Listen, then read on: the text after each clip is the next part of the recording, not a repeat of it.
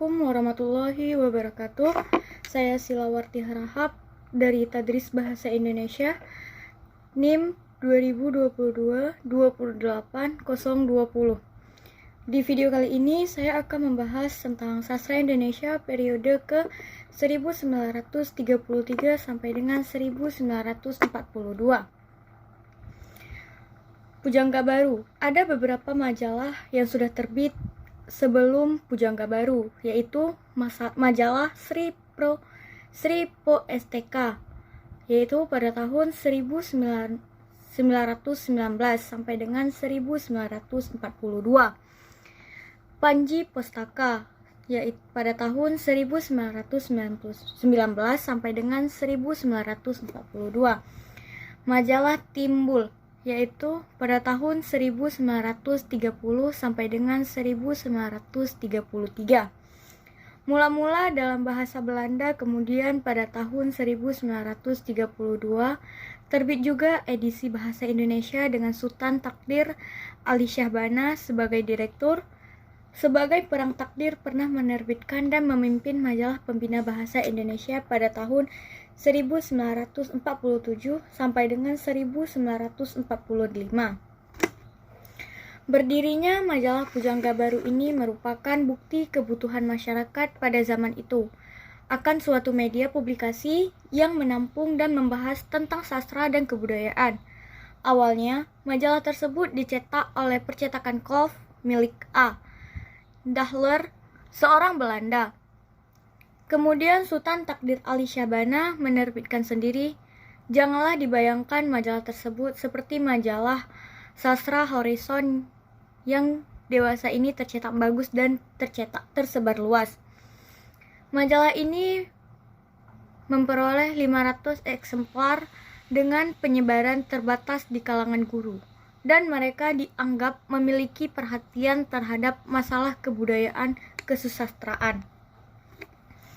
Pujangga Baru terbit sebagai reaksi atas banyaknya sensor yang dilakukan oleh Balai Pustaka terhadap karya tulis sastrawan pada masa tersebut, terutama terhadap karya sastra yang menyangkut rasa nasionalisme dan kesadaran bangsa.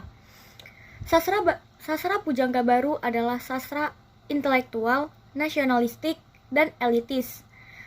Dalam edisi pertama Pujangga Baru dinyatakan bahwa majalah yang dikelola Armin Pan, Amir Hamzah, dan Sultan Takdir Asyabana untuk sementara terbit 2 bulan sekali. Kemudian adanya tawaran untuk berlangganan agar dapatlah kami mengira-ngira jumlah lembar Pujangga Baru yang akan dicetak.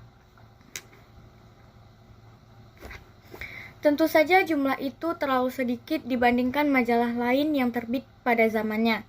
Sekedar menyebut 2 contoh majalah Panji Pustaka dan Pedoman Masyarakat. Misalnya, merupakan majalah mingguan dengan tiras yang jauh lebih banyak dibandingkan Pujangga Baru. Sejumlah artikel terdapat di dalamnya juga mencerminkan misi tersebut. Artikel Ahli Syahbana menuju Seni Baru atau Armin Pane, kesusastraan baru, memperlihatkan betapa bersemangatnya para pengelola majalah itu mengangkat sastra Indonesia agar terlepas dari bentuk sastra tradisional. Maka Pujangga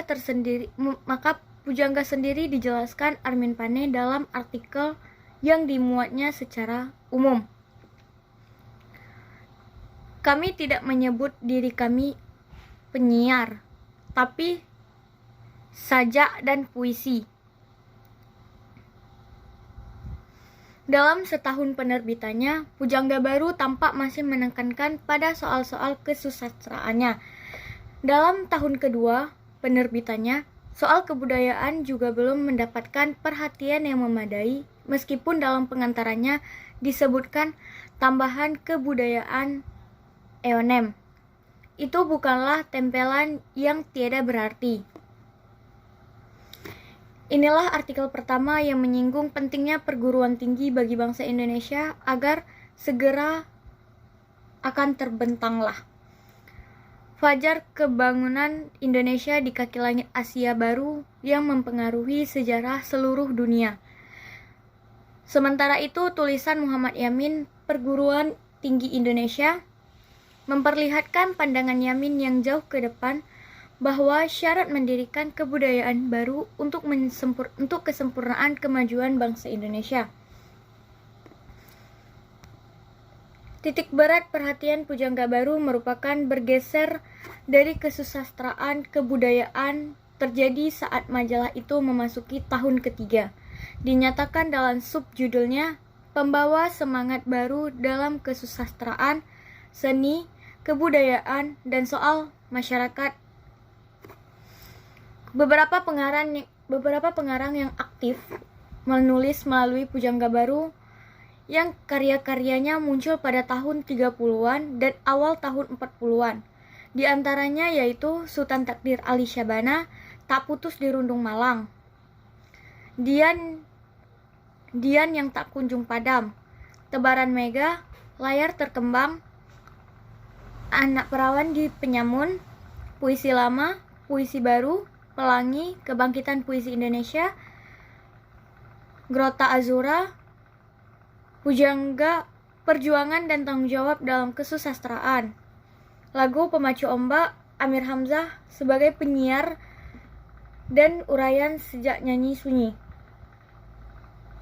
Karya yang lain adalah Tata Bahasa Baru, Bahasa Indonesia tahun 1936, Pembimbing ke Filsafat 1946,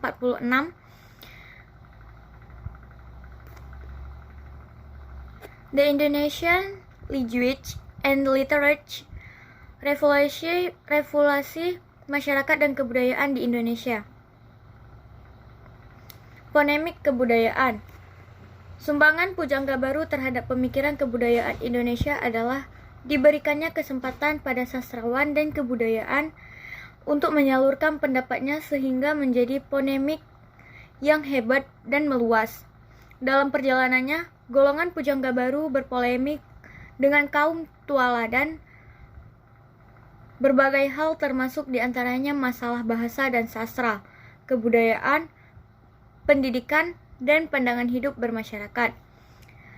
Dalam edisi kedua, bulan Agustus tahun itu, muncullah artikel Ali Syabana, yaitu Menuju Masyarakat dan Kebudayaan Baru, yang kemudian mengundang reaksi banyak pihak.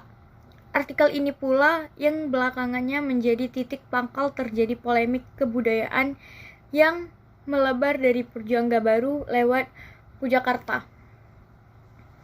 Di antara kritik artikel itu, Ali Syabana malah melanjutkan gagasannya dan sekalian melakukan kritik balik atas sebagai sanggahan yang dialamatkan kepadanya.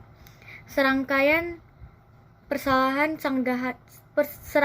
kesalahan itulah yang kemudian dikumpulkan Akdiat Kartamarija dan kemudian menerbitkannya dalam buku Polemik Kebudayaan. Ketiga, terjadi dalam Pujangga Baru dan Pewarta Delhi pada bulan Juni tahun 1939 antara Ali Syabana dan Dr.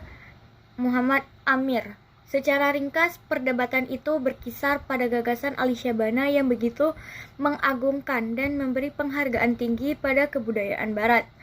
Sebaliknya, ia tidak memberi tempat pada kebudayaan Indonesia di masa lalu. Terlepasnya dari soal setuju atau tidak setuju pada gagasan itu, Ali Syabana yang memicu terjadinya pemikiran dan pentingnya merumuskan kebudayaan Indonesia. Ali Syabana menegaskan bahwa hanya dengan jalan merengkuh ilmu dan roh Barat sepuas-puasnya lah kita dapat mengimbangi Barat. Ia berhadapan dengan Dr. Andes Sutomo dan Ki Hajar Dewantara dan lain-lainnya yang hendak mempertahankan tradisionalisme yang dianggap kepribadian bangsa.